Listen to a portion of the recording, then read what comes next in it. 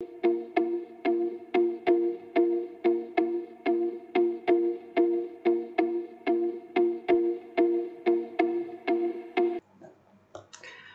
Hello everyone, आइए आज फिर अपनी मैक्रो इकोनॉमिक्स की आगे के चैप्टर्स की एमसीक्यू सीरीज हम करने जा रहे हैं।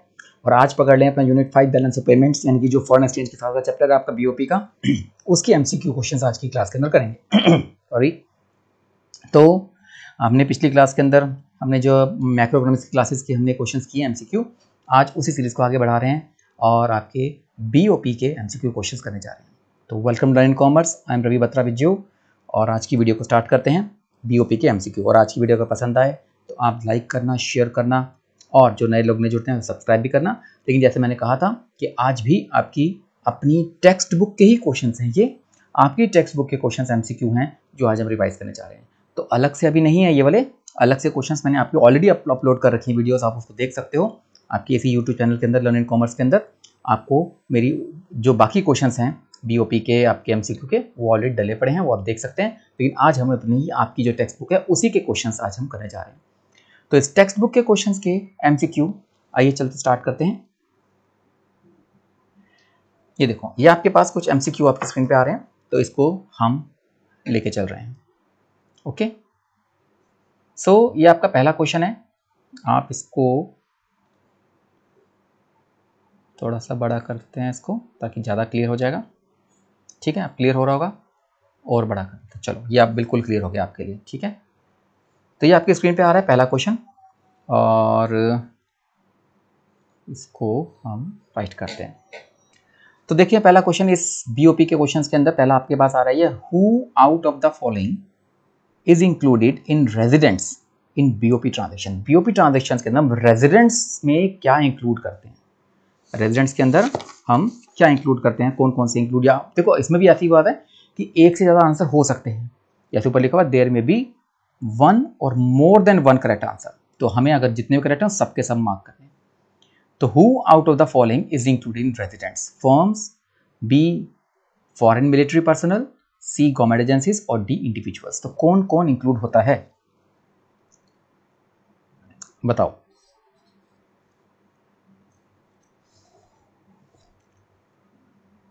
पता लग रहा है इसके अंदर?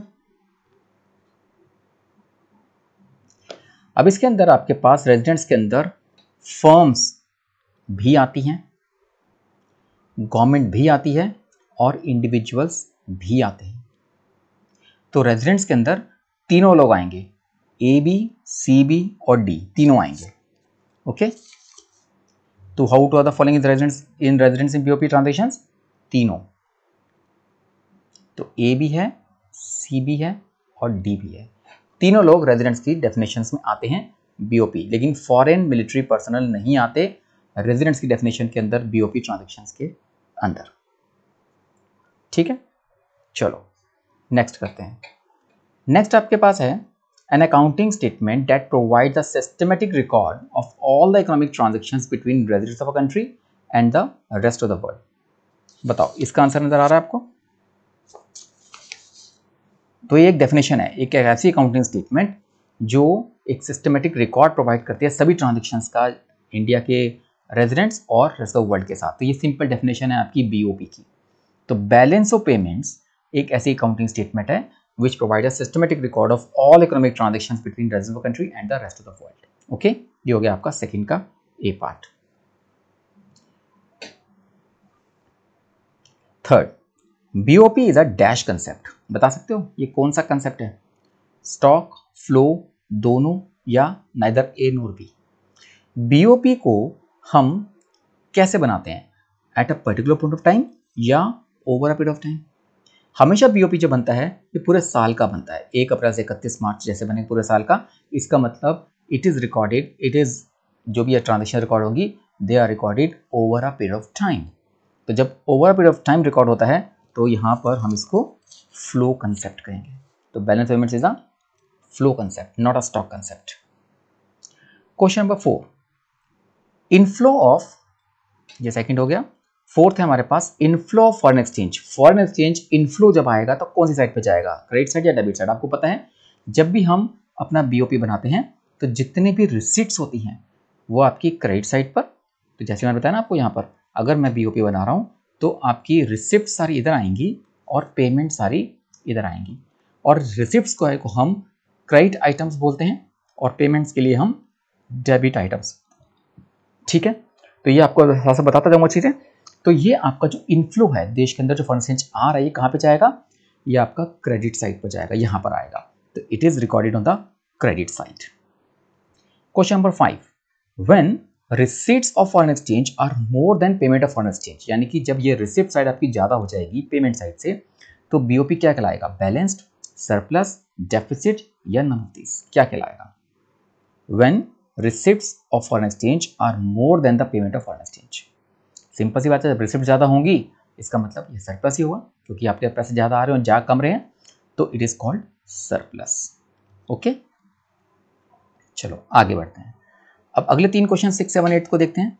6, यूनिलेटरल ट्रांसफर्स क्या होते हैं? यूनिलेटरल ट्रांसफर्स को हम क्या बोलते हैं? Bilateral transfers, one way transfers, unrecorded transfers या नाइदर ए नॉर बी? क्या बोलते हैं? मतलब वैसे कहना चाहते हैं बायलैटरल है, वन वे है या अनरिक्विटेड है, यहाँ लिखा नाइदर ए नॉर बी, ना ए ना बी, तो क्या बोलेंगे इसको? यूनिलेटरल ट्रांसफर्स को। अब यूनिलेटरल ट्रांसफर्स को हम अनरिक्विटेड ट्रांसफर्स बोलते हैं, अनरिक्विटेड। तो यूनिलेटरल ट्रांसफर्स को वन वे ट्रांसफर भी बोलते हैं और अनरिक्विटेड बोलते हैं। तो 6th के आंसर दोनों ऑप्शन है। 6th में वन वे ट्रांसफर्स भी आएगा और अनरिक्विटेड भी आएगा, दोनों आएंगे। तो यूनिलेटरल ट्रांसफर्स बायलैटरल होते हैं, दोनों तरफ से ट्रांसफर होता है। यूनिलेटरल का मतलब होता है एक तरफ से कि आ रहा है पर उसके बदले में देना कुछ नहीं है, या फिर दे रहे हैं तो आना कुछ नहीं है, तो वन वे ट्रांसफर्स कहलाएंगे, या फिर इसको अनरिक्विटेड ट्रांसफर्स बोलते हैं। Question number 7, balance on balance of trade, जो बीओटी है, जो बीओपी का पार्ट है, बैलेंस ऑफ ट्रेड का जो बैलेंस आता है वो क्या हो सकता है? सरप्लस, बैलेंस्ड, डेफिसिट या आइदर ए और बी और सी? बिल्कुल, जब बीओटी के जो बैलेंस आता है, अगर रिसिप्ट साइज ज़्यादा होगी, यानी कि आपकी एक्सपोर्ट्स ज़्यादा होंगे तो सरप्लस कहलाएगा, इंपोर्ट्स ज़्यादा होंगे तो डेफिसिट कहलाएगा, और दोनों बराबर होंगे तो बैलेंस कहलाएगा। तीनों ऑप्शन हो सकते हैं। इनका बैलेंस तीनों तरीके से आ सकता है, पॉजिटिव भी आ सकता है, नेगेटिव भी आ सकता है, और दोनों बराबर भी हो सकते हैं। तो तीनों ऑप्शन ए बी सी तीनों टिक करने पड़ेंगे आपको। ओके, अच्छा, इसमें आपको तीनों क्या, आपको डी ऑप्शन टिक करो, सॉरी, आप ए बी सी को टिक करने की जरूरत नहीं है, आप डी ऑप्शन टिक करो। तो मैं इसको यहां मिटा देता हूं।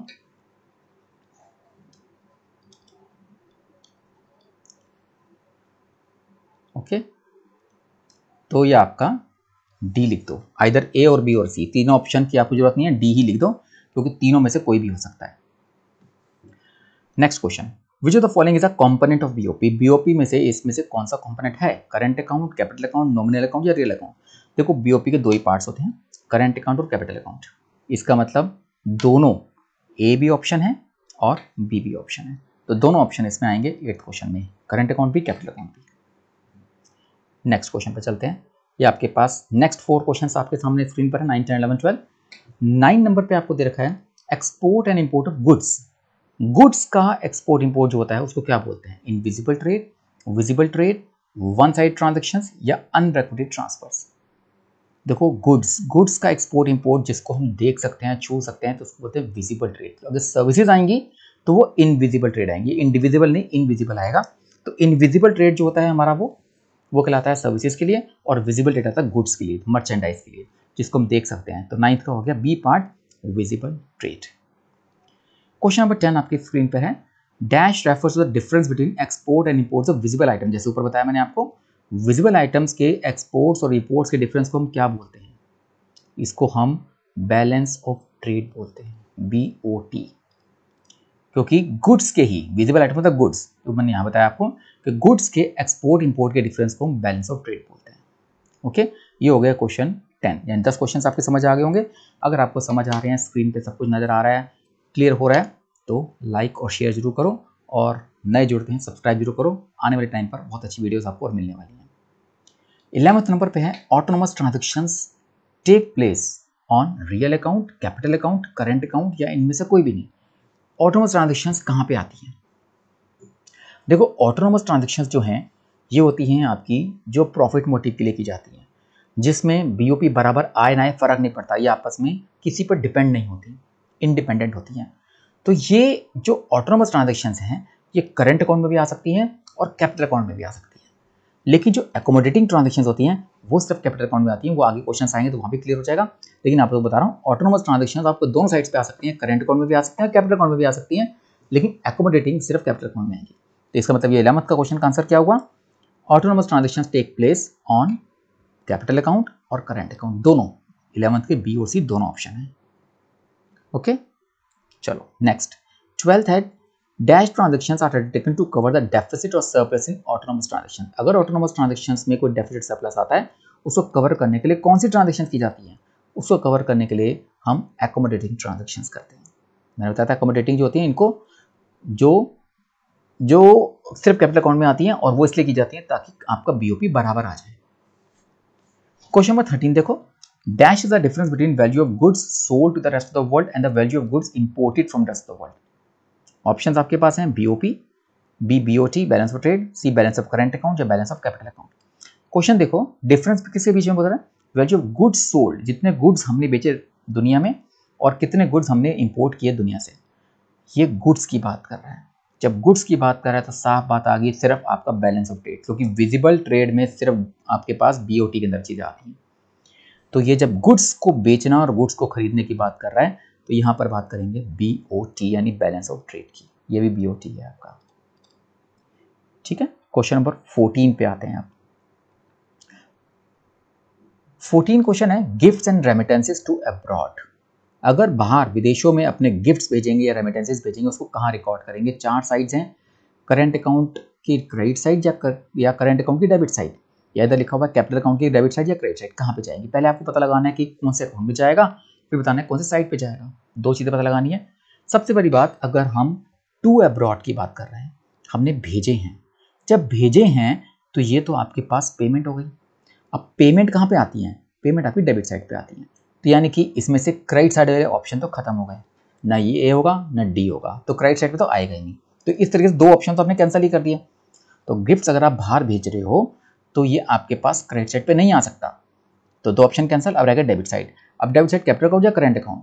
ये जो गिफ्ट्स भेजते हैं ना, जो गिफ्ट्स भेजते हैं ये आपके ट्रांसफर्स में आते हैं और ट्रांसफर्स आपके करंट अकाउंट में आते हैं, यानी यूनिलेटरल ट्रांसफर जो बताया था मैंने आपको। तो आपके जो करंट अकाउंट के 3 पार्ट्स हैं उसमें विजिबल ट्रेड यानी गुड्स का export import, invisible trade means services का एक्सपोर्ट इंपोर्ट, और तीसरा ट्रांसफर्स का, ट्रांसफर रिसिप्ट्स और ट्रांसफर पेमेंट्स। ये सब ट्रांजैक्शंस आती हैं आपकी करंट अकाउंट के अंदर। तो ये जो गिफ्ट्स भेज रहे हैं ये आपके करंट अकाउंट का हिस्सा है और debit side of current account में ये रिकॉर्ड किया जाएगा। समझ आ रहा है? Question number 15 export of machinery. अब इसी तरीके से मशीनरी का एक्सपोर्ट बताओ कहाँ जाएगा?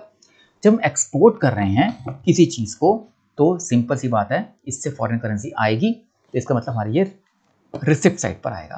रिसिप्ट साइड मतलब कि क्रेडिट साइड। इसका मतलब यहाँ पर आपके डेबिट साइड वाले ऑप्शन कैंसिल हो गए, ये दोनों ए और डी, ठीक है ना, कैंसिल हो गए ना। तो ये दोनों ऑप्शन कैंसिल हो गए, बचे क्रेडिट साइड। अब क्रेडिट साइड में करंट अकाउंट या कैपिटल अकाउंट? मशीनरी का एक्सपोर्ट कर रहे हैं। मशीनरी का मतलब है कि ये गुड्स हैं जिसको हम देख सकते हैं। मशीनरी का जो एक्सपोर्ट होगा वो गुड्स यानी कि आपके बीओटी का पार्ट है और बीओटी आपके करंट अकाउंट में आता है, तो ये आएगा करंट अकाउंट की क्रेडिट साइड पर। मैं आपको समझा रहा हूं किस तरीके से किस अकाउंट में ट्रांसफर किया जाएगा। क्वेश्चन नंबर 16 देखो, सरप्लस इन बीओपी। बीओपी में सरप्लस कब आता है? When autonomous payments are more than autonomous receipts, या when accommodating receipts are more than accommodating payments, या when accommodating payments are more than accommodating receipts, या फिर autonomous receipts are more than autonomous payments. अब ये बात पक्की surplus की बात कर रहा है। सरप्लस की बात कर रहा है तो रिसिप्ट्स ज्यादा होनी चाहिए पेमेंट से, सिंपल सी बात। रिसिप्ट ज्यादा होंगी पेमेंट से, तो यहाँ पे लिखा हुआ पेमेंट्स ज्यादा है, ये नहीं हो सकता। यहाँ लिखा हुआ पेमेंट ज्यादा, ये भी नहीं हो सकता। रिसिप्ट ज्यादा होनी चाहिए। अब रिसिप्ट्स 2 ऑप्शन बचे बी और डी, एकोमोडेटिंग रिसिप्ट्स ज्यादा हैं या ऑटोनोमस रिसिप्ट ज्यादा है। एकोमोडेटिंग जो आइटम्स होती हैं वो तो सिर्फ बीओपी में बराबर लाने के लिए की जाएंगी, वो भी ऑटोनोमस में डेफिसिट सरप्लस आएगा तो इसका मतलब एकोमोडेटिंग की बात करेंगे ही नहीं बीओपी में सरप्लस की, हम बात करेंगे ऑटोनोमस की। तो जो सरप्लस डेफिसिट आएगा ना वो ऑटोनोमस रिसिप्ट्स में आएगा। तो अगर ऑटोनोमस रिसिप्ट्स ज्यादा होंगी ऑटोनोमस पेमेंट से तभी जाके वो बीओपी में सरप्लस आएगा और इसको ही सरप्लस को कवर करने के लिए एकोमोडेटिंग ट्रांजैक्शंस की जाएंगी। समझ आ रहा है सारा? चलो नेक्स्ट 4 क्वेश्चन आपकी स्क्रीन पर हैं। क्वेश्चन नंबर 17, BOT को हम क्या बोलते हैं? बैलेंस ऑफ ट्रेड को हम और क्या बोलते हैं? Balance of visible trade, trade balance, balance of payments या none of these? Balance of trade, simple. Balance of trade मतलब बैलेंस ऑफ विजिबल ट्रेड भी होता है और ट्रेड बैलेंस भी होता है, दोनों ऑप्शन इसके ठीक है। बैलेंस ऑफ पेमेंट्स नहीं होता। 17 का ऑप्शन आसान हो गया, दोनों का मतलब एक ही है।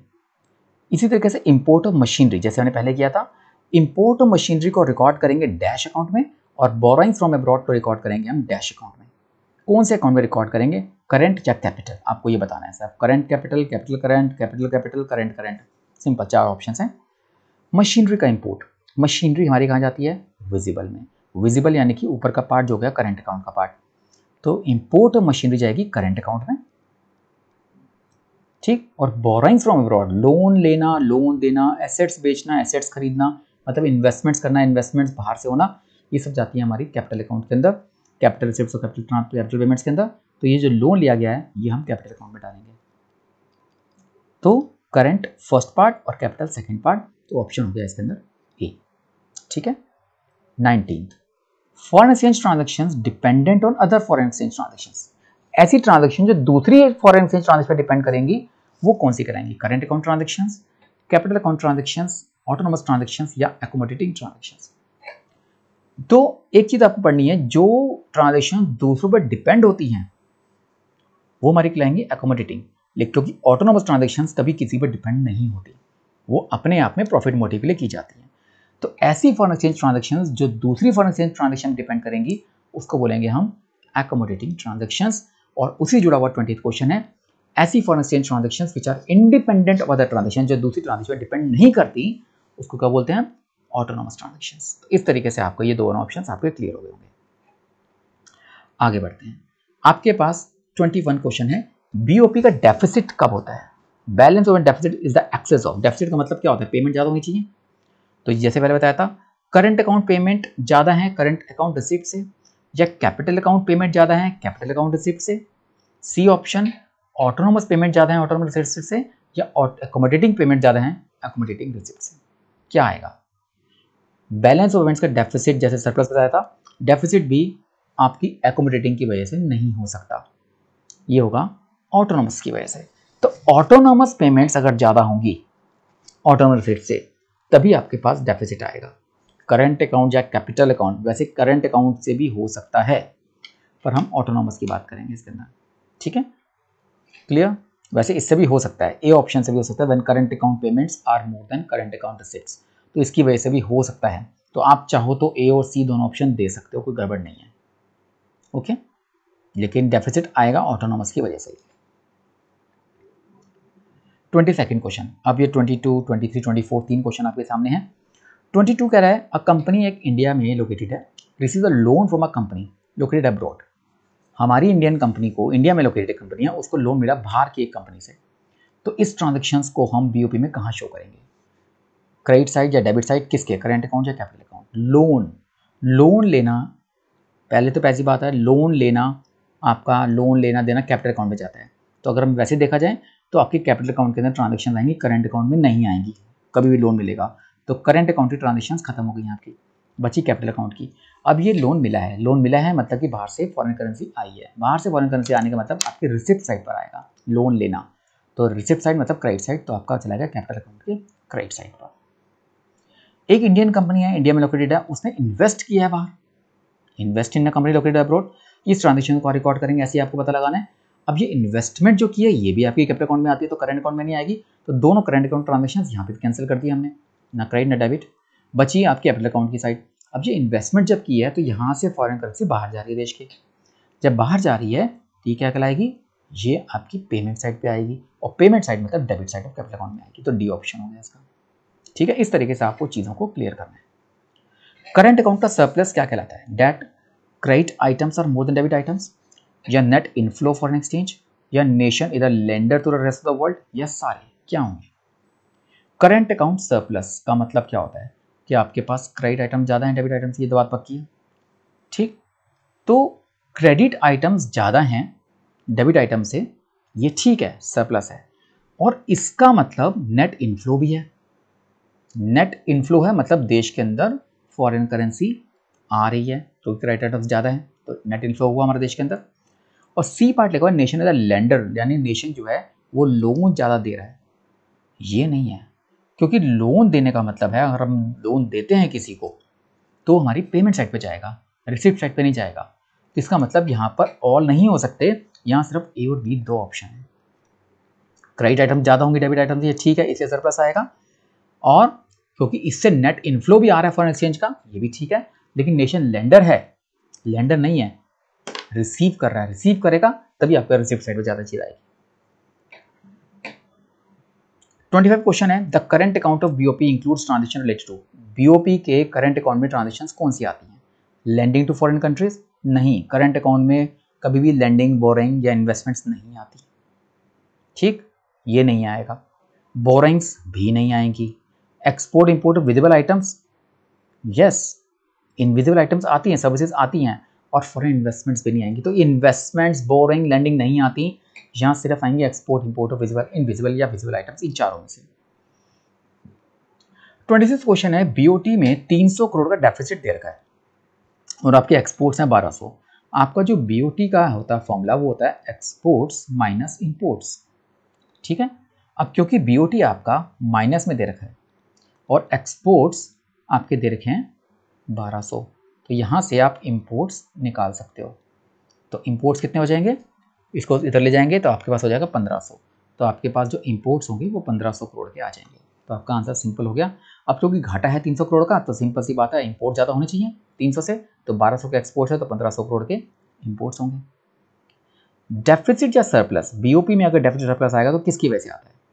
ऑटोनॉमस या अकोमोडेटिंग, मैंने पहले बार बार बताया है, ऑटोनॉमस की वजह से आएगा, ठीक है। 28 क्वेश्चन दे रखा है, फॉरेन एक्सचेंज, अच्छा करंट अकाउंट का डेफिसिट, सेम वही चीज़ है, करंट अकाउंट डेफिसिट कैसे आएगा? When foreign exchange receipts fall short of foreign exchange payments, yes ठीक है बिल्कुल, क्योंकि अगर आपके पास रिसिप्ट्स कम होंगी पेमेंट्स के मुकाबले में तभी आपको डेफिसिट आएगा, ये ऑप्शन इज ठीक। Debit items are more than credit items, yes ये भी ठीक है, क्योंकि डेफिसिट तभी है जब डेबिट आइटम ज़्यादा है, तो both A and B are the answer. 29 में देखो, 29 में लिखा हुआ है according to following data balance of trade निकालना है आपको। यहाँ देखा total exports of merchandise 1000, total imports of merchandise 1200, total exports of invisible items 200, total imports of invisible 100। ध्यान रखो 4 आइटम्स दे रखी हैं, लेकिन बीओटी के अंदर सिर्फ exports minus imports of goods आता है, सिर्फ गुड्स, विजिबल आइटम्स आती हैं, इनविजिबल यानी सर्विसेज नहीं आती, तो आपको ये दोनों इंक्लूड नहीं करनी। ये इनविजिबल दे रखी है, सिर्फ मर्चेंडाइज यानी गुड्स आएंगे। इसका एक्सपोर्ट्स दे रखा है 1000 और इंपोर्ट्स दे रखा है 1200, तो मतलब कि माइनस 200, 200 का डेफिसिट, 200 का डेफिसिट जो आपका ऑप्शन आ रहा है डी, ये आपका आंसर हो जाएगा। 30th क्वेश्चन है, current account of BOP, BOP के करंट अकाउंट में क्या रिकॉर्ड करते हैं? Export import of goods, yes, export import of services, yes, और transfers from and to foreigners, yes, तीनों आएंगे करंट अकाउंट के अंदर, yes this is the answer, T option, ठीक है। तो मैंने आपको अभी 2-3 क्वेश्चन बचे, ये भी कर लेते हैं, चलो। Net value of balance of visible trade, invisible trade and transverse, तीनों का, विजिबल ट्रेड का, इनविजिबल यानी गुड्स का, सर्विसेज का और ट्रांसफर्स का जो नेट वैल्यू आती है वो क्या आती है? Balance of current account, balance of capital account, balance of trade या बैलेंस ऑफ पेमेंट्स?